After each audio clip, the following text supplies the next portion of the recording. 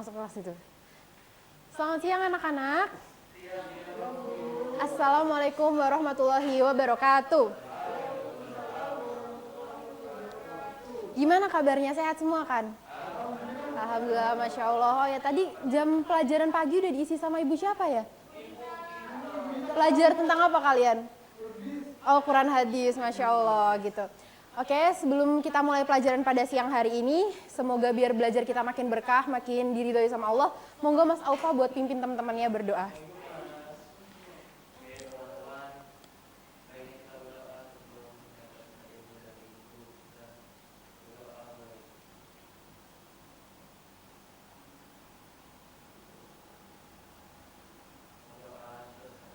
Amin, terima kasih Mas Aufa. Oke, sekarang Ibu mau absen dulu, ada yang nggak hadir hari ini anak-anak?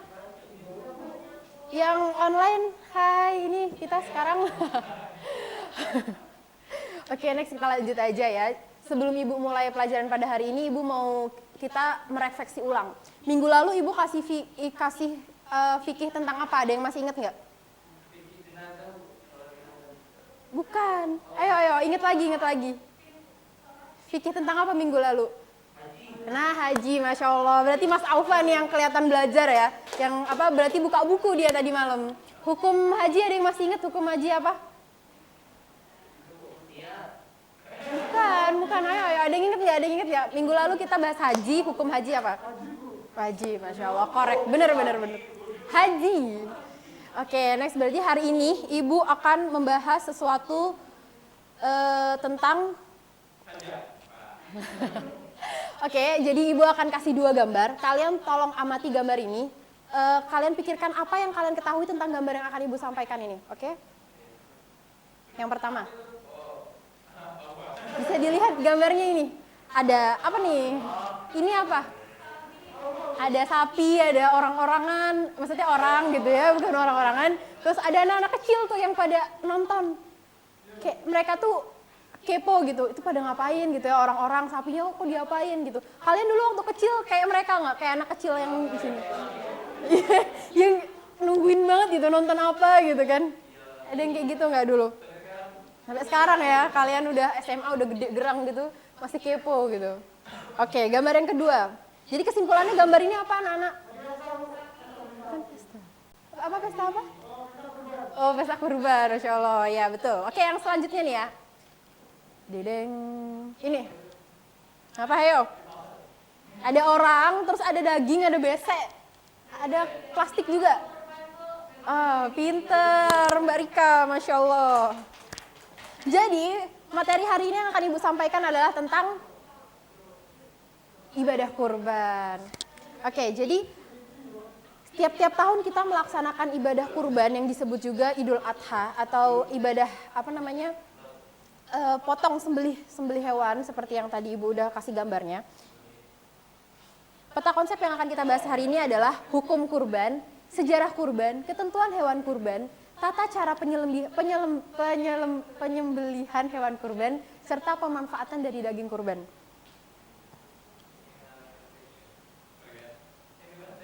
Oke. Yang pertama adalah ibadah kurban. Apa sih ibadah kurban itu? Pengertian dari ibadah kurban itu apa?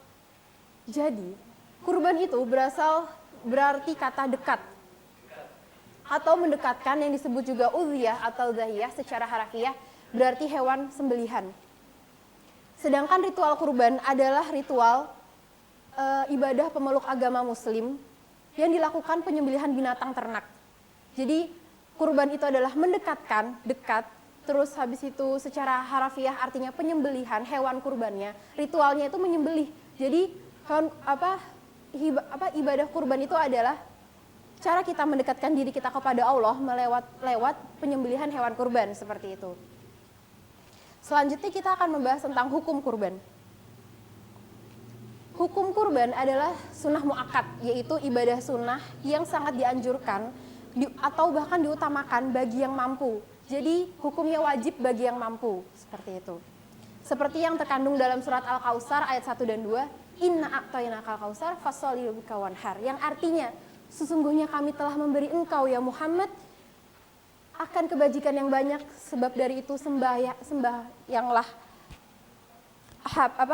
Sembayanglah engkau pada hari raya karena Allah dan sembelihlah kurbanmu. Seperti itu.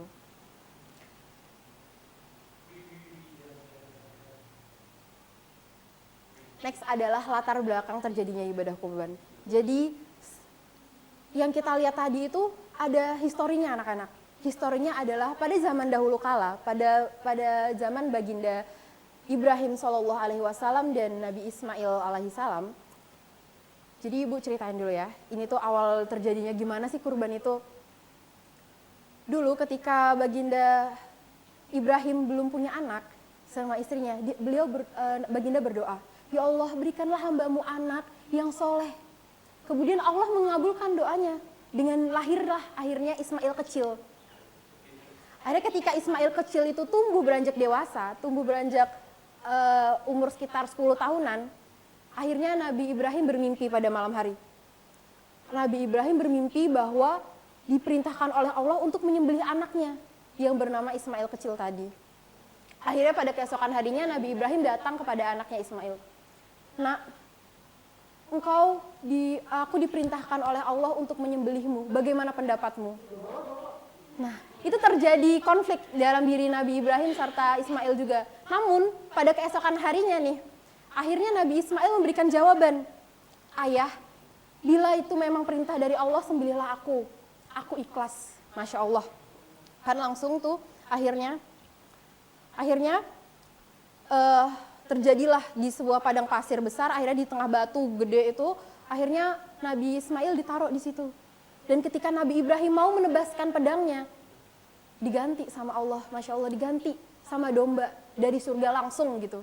Jadi tanpa sadar Nabi Ibrahim itu udah akhirnya motong domba. Nabi Ismail ada di sebelahnya. Nah dari situlah sejarah akhirnya kurban yang kita rayakan hingga saat ini. Tiap tahunnya kita rayakan seperti itu. Dan dalam surat As-Saffat pun dijelaskan yang artinya sesungguhnya ini benar-benar ujian yang nyata dan kami tebus anak itu dengan sembelihan yang besar. Yang selanjutnya adalah waktu dan tempat penyelenggaraan kurban. Waktu yang ditetapkan untuk menyembelih kurban yaitu sejak selesai sholat Idul Adha 10 Zulhijjah sampai terbenamnya tanggal 13 Zulhijjah. Jadi kalau misalnya menyelenggarakan kurban sebelum sholat nih, subuh atau apa, itu tidak terhitung karena memang sudah hukumnya seperti itu. Karena dalam sabda Rasulullah yang artinya barang siapa menyembelih hewan kurban sebelum kita mengerjakan sholat, maka hendaklah menyembelih yang lainnya sebagai gantinya. Seperti itu. Selanjutnya adalah tempat penyembelihannya itu disarankan memang sama Nabi SAW untuk berdekatan dengan tempat yang tadi kita sholat. Seperti itu. Selanjutnya adalah ketentuan hewan kurban. Dalam kurban kita ada ketentuan-ketentuan yang sah jadikan dia sebagai hewan kurban. Yang pertama, umur. Umur domba itu sekurang-kurangnya 1 tahun. Umur kambing sekurang-kurangnya pun 1 tahun. Umur unta sekurang-kurangnya 5 tahun. Dan umur sapi atau kerbau sekurang-kurangnya berumur 2 tahun. Selanjutnya selain umur juga tidak boleh cacat. Entah kupingnya sobek atau apa tuh nggak boleh. Jadi emang benar-benar harus hewan yang sehat seperti itu. Baik, terus habis itu untuk hewan kambing dan domba itu hanya untuk 1 orang. Dan selanjutnya untuk unta, sapi, kerbau itu masing-masing 7 orang. Oke Mas Aufa, kalau untuk unta berapa tahun minimal Mas? 5 tahun. Oke, kalau untuk Barika sapi berapa Mbak? 1 tahun. Sapi Mbak? Masih di depan nih? 2 tahun, Masya Allah. Mas Ical kambing berapa Mas? Iya, syarat ini kita lagi bahas syarat ketentuan ya. 1 tahun, Masya Allah, betul. Selanjutnya kita akan bahas tentang pemanfaatan daging kurban. Ibadah kurban bertujuan untuk mendekatkan diri kita kepada Allah Subhanahu wa taala untuk memperoleh keriduan.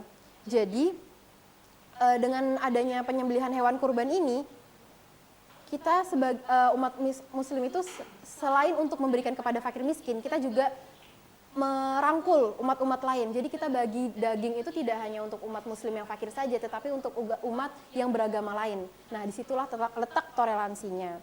Jadi ketentuannya itu adalah sepertiga untuk berkurban dan keluarganya, sepertiga untuk fakir miskin, dan sepertiga untuk hadiah kepada masyarakat. Ini maksudnya sepertiga yang hadiah kepada masyarakat itu biasanya kalau di desa ibu tuh, mereka yang bergotong royong pada hari itu, yang menyembeli, terus potong-potong daging buat sampai di pendistribusian, itu dibagi. Biasanya tuh pada makan bersama. Kalau kayak di desa kalian gimana? Sama kayak gitu juga, terus ada acara makan bersama gitu. Jadi seru gitu ya, ada chemistry-nya tersendiri seperti itu. Nggak apa-apa, silahkan duduk Mas Zikron.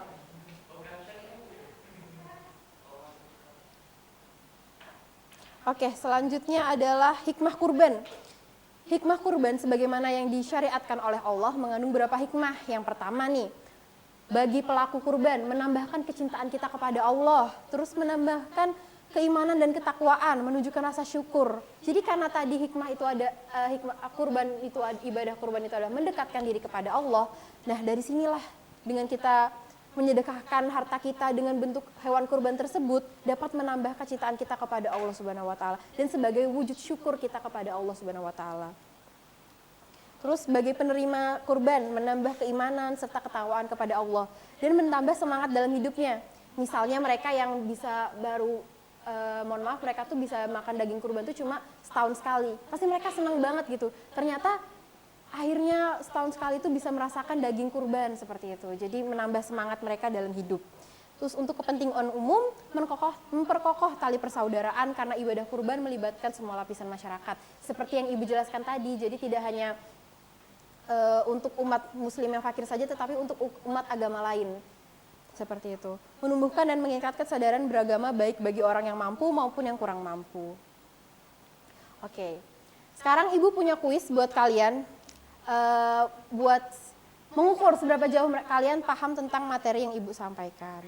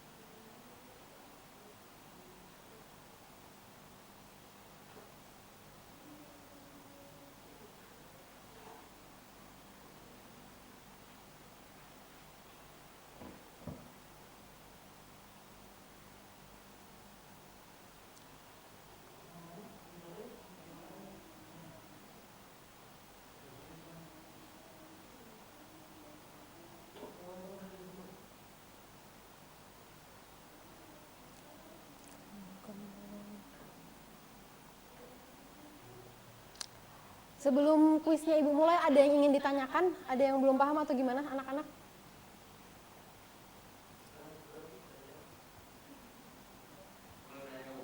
Iya, silakan.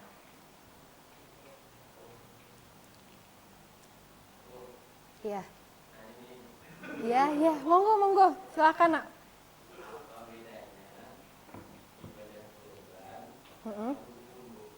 Sama apa? Dukun.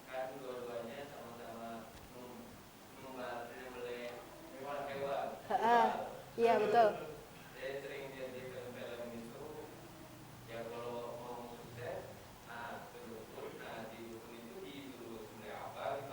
Ayam biasanya ya.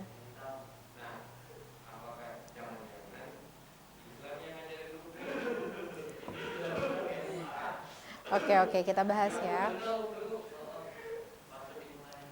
Jadi perbedaannya ibadah kurban dengan dukun, ibadah kurban itu kan tadi cara kita mendekatkan diri kita, syukur kita kepada Allah Subhanahu wa taala. Sedangkan dukun ini ada maksud lainnya nih. Maksud lainnya itu biasanya tuh kebanyakan karena emang udah dukun itu adalah kemusyrikan.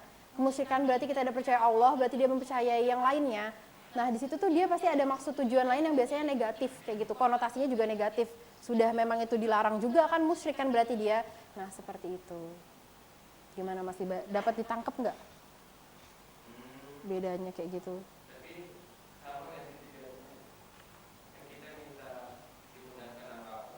Mm-mm.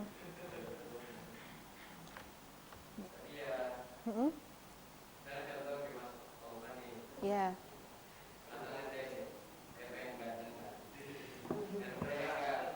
Mm-mm. Mm-mm.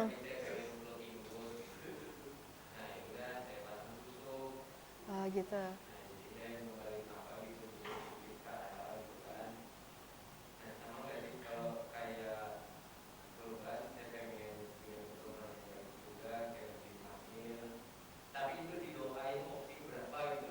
Hmm. Oke, oke. Tapi kan yang tadi kaitannya sama yang dukun, yang pengen good looking terus lewat dukun, itu kan berarti perjanjiannya tuh dengan setan. Nah, kalau misalnya kurban itu nggak ada perjanjian apa, cuma sebagai rasa syukur kita gitu, langsung kepada Allah kayak gitu. Jadi emang bedanya di situ. Terus juga yang kalau misalnya ketentuannya dukun, biasanya kan yang disembelih ayam. Terus ini juga beda, yang disembelih mah unta gitu, unta kambing gitu ya. Ini telur. Iya bisa. Oke, kita mulai ya. Langsung. Kok belum? Kok nggak bisa di... Bentar ya. Bisa nggak sih, We? Iya, tolong ya Mas Andi. Ini gimana ya?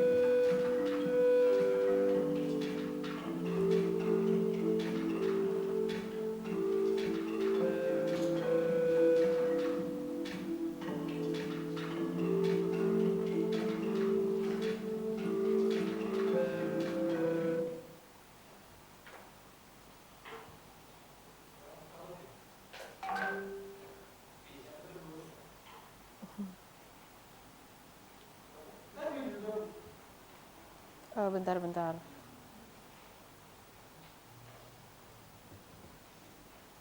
Kalau ada yang mau join nanti saya bagi linknya.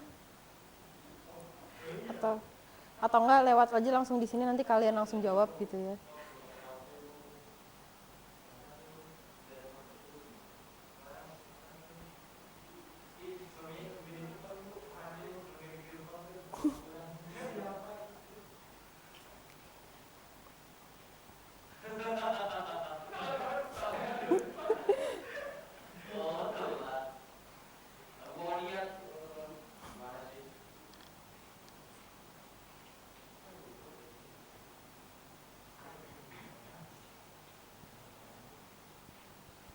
Kok ini nggak bisa ya?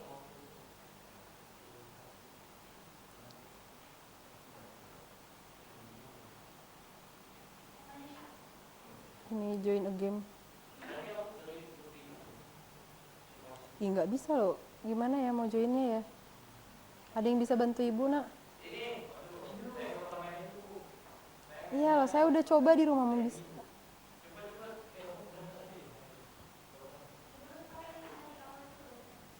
Udah, aku pakai link ini, Beb.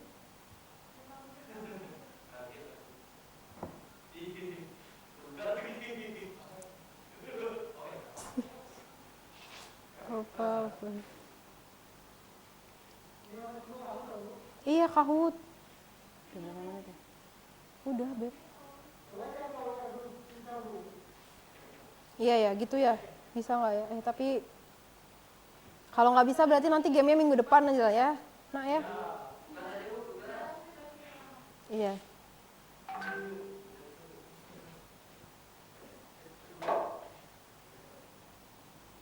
Aku yang bisa di HP aku.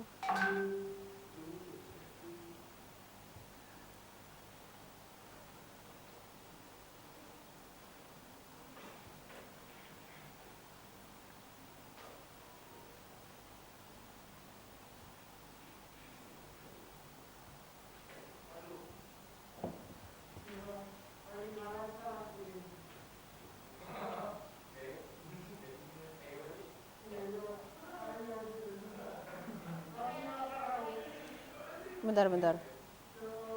Iya.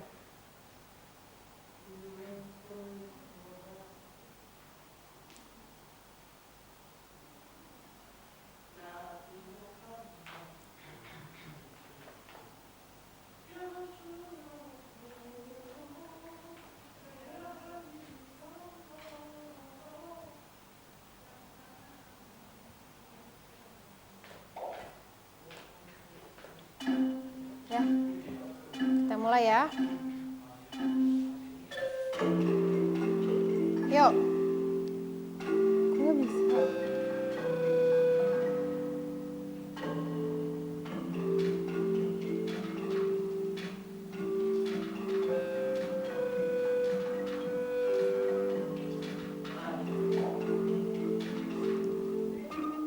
Udah. Udah.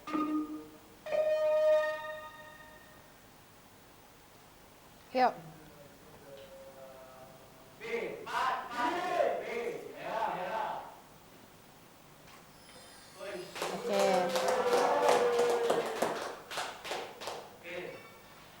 Oke, next.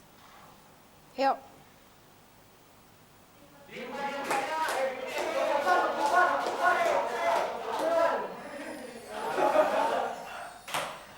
Langsung ya, oke.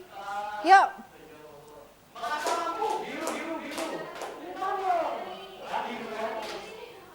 Gimana Mas Aufa? Yuk, apa lagi? Apa? Ibu nggak baca ya soalnya, langsung aja pokoknya kalian. Oke, yuk.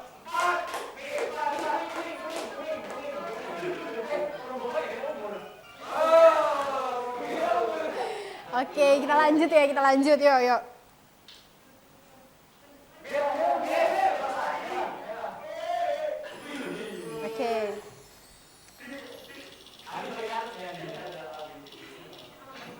Oke, time freeze.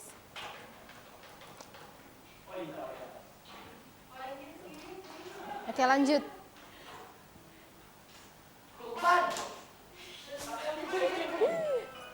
Tasri. Oke, yuk. Yuk.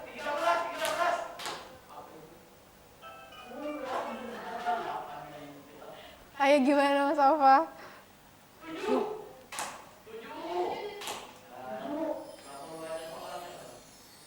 Yuk. Hukum melaksanakan. Ayo.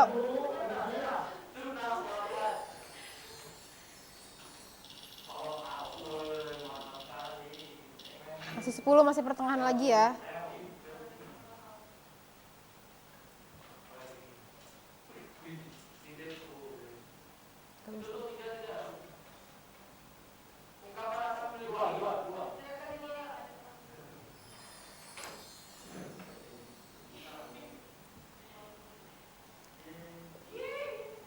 Yang 11.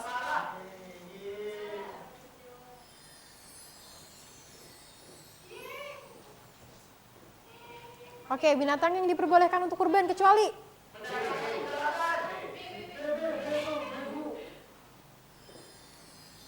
betul. Lanjut ya. Fokus. Ayo. Berapa?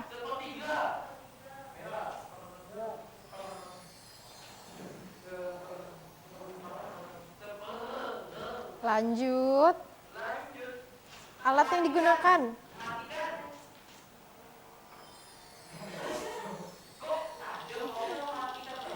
Yang tajam kalau untuk membunuh, karena kita memutus 3 saluran ya, saluran makan, saluran pernafasan, dan saluran nadi yang ada di leher. Maghrib. Ayo Mas Aufa, fokus ya, fokus. Ini membawa nama teman-teman ya. Nih. Yuk, batas usia.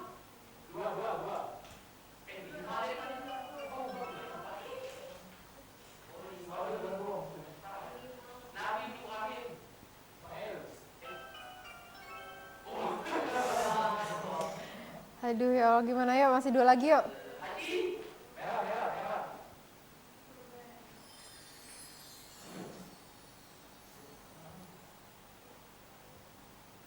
Yang terakhir ya, masih 1 lagi, hewan yang digunakan untuk berkecuali.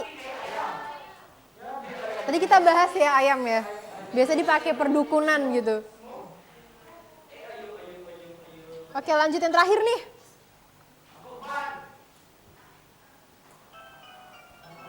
Ayo gimana Mas? Oke, sekian buat senang-senang kita hari ini ya. Berarti kalian terima kasih buat pelajaran hari ini atas waktunya. Ibu cukupkan. Jangan lupa dibaca bukunya untuk minggu depan. Akhirul kalam, wassalamualaikum warahmatullahi wabarakatuh.